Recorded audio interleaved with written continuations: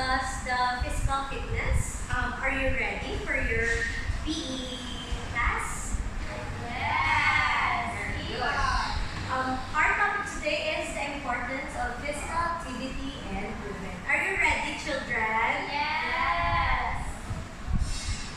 At the end of the class, you will learn about the daily and physical activity and describe the movement variety and perform the movements with correct coordination. First, before we proceed to our class, can you please stand? Very good. Please sit down. What did you notice the picture? Playing! Very good. The children playing badminton, the teacher, the soccer, and the coach. Yes! Being able to daily tasks without getting tired. Like today, I'm teaching you. I'm not tired. Before, every day dapat dugo ka mo, miski 15 minutes lang, or hindi na siya nakapoy, kaya mag-go ka din sa school, di ba? Doon ka sa imong parents, sa imong mama. Di mag-go ka din magsaka pa sa imong classroom. Ano na na-call na siya mga activities sa imong body for everyday lives, di ba? Kaya go ka ba din magsaka sa classroom? Oh, very good. Kami si Joy, wala na yung ginapugos. Siya kay Vic na sa grade 4 ka na pala. Why is physical activity is important? Importante ito ng physical activity sa ato pang adlaw-adlaw mo. Nang may grace, tumalo ka nga. Ikaw, Joy.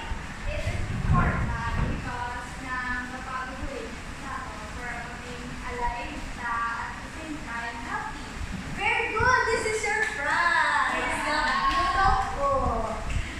Now, it's true na kailangan na siya sa atong body because we need different types of activity in our daily needs because para ma-motivate ka na mag-go ka sa school and maka-safety ka at maging healthier ang iyong lifestyle kay kait ka sa likod na mga healthy tapos gabo ka man hindi galit ka volleyball ka soccer ka. The importance of the movement variety. Now, Mary Grace, do you have idea to the movement variety? No, teacher. Very good. The movement variety means different types of movement exercise. Like the stretch ka na, mag-bugtaw ka in the morning, gamuamo ka na. Then, tapos unless ka mag-swimming. Ka-swimming class mga baklas.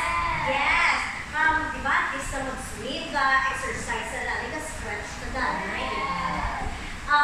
The regular exercise or everyday nilakad ka or the stretch ka sa iyong body, maka-enhance na class sa mood, bali, mas maka-better na sa energy mo, maging happy ka, maging relax ka. And the physical activity boosts the cognitive function and memory. Maano ka na class kung may alansiran, umupi ng nakalur, kung nawala ng nakakalipatan, okay lang.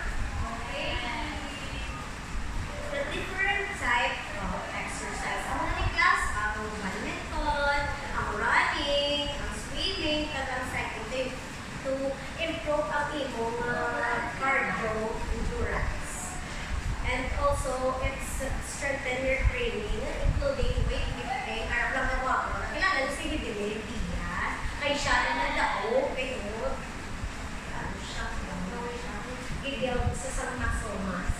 And flexibility exercise sa yoga. Ako na class, after class, kung ikaw matapos ko ng ginaklasip sa iyo, pag-prepare ko na tanan, kay yoga, class, kay para hindi ko para makabanding mo sa akong friends kag makabalance nisa sa exercise kay maka-reduce nisa sa fitness kag maka-prevent falls.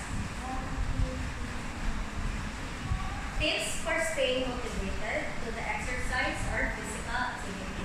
Ako naman niya class ang motivate hindi na ay gusto hindi na mag-walk everyday kay ng okay dito siya sa body ka. Pwede ka ba na class nang may ano ba ka class? May workout body ba ka mo? Yes. Ikaw yung wala ka, Mary? Wala. Teacher na naman. Ay, natabad ka.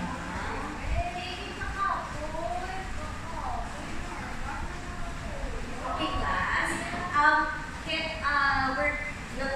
Kung makapakita ka lang sa workout body mo, keep your accountability or para walang imo nga exercise, enjoyable din siya nang makapakita mo food variance kay joy food siya. Si Mary, yung matamad na na Mary, ito ko wala output. Hindi kuya.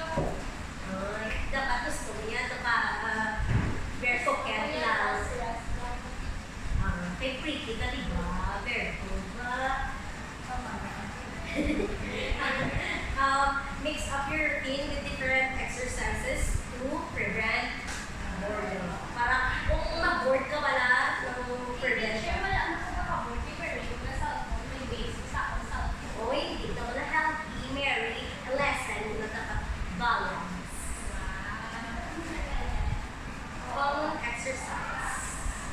The benefit is moderate the exercise a few times a week. It's sufficient. It builds muscle and boosts metabolism. Hindi ka natasig magtambok wala sa parehas kay teacher na tambok. Ay wala sa teacher na exercise. Tapos teacher, wala mo exercise kasi sleep lang ko. na-sleep ka. Pero dapat ang iyong sleep is 8 hours daily. Ito more, dahil kay teacher. Yes, masakit yung body. May ano para sa ano, It's not healthy always to use medicine. Yes. Diba? Exercise safety. Always warm up before and cool down after workout to prevent injuries. Like kung mag-swim ka, di ba class? Kung before may swimming class kami sa akin, PE major. Swimming kami before stretching kami, stretching. Ay kung matamad ka, kamulitig ka lang naglumpa sa swimming pool na wala ka pa-exercise, sakit ka sa kamot, sakit sa lawas, sakit sa legs. Listen to your body to avoid over-exertion. Ang ang ginagawa ko nga dapat listen sa your body, to prevent ka ng sakit, ng makatake ka din sa immune. Thank you for attention. Before we enter class, we have activity. Can you please stand? The activity ng maroaming around kung maka-isto-isto para mas makatibo sa wala. First, it's running into a place. Tingnan ba? Big arm stretch. Dapat yung mga pumilang muscle. Then, bending to the sides. And the fourth is simple dance. Si Mary, sagad-sagad. Kaya mag-dance yan. Si John, very good man. They sit down. Very good. After na class, nang may assignment, ibalik sa inyo, i-send ko lang sa inyo ang assignment sa inyong parents kay para ma-answeran nyo na okay lang sa inyo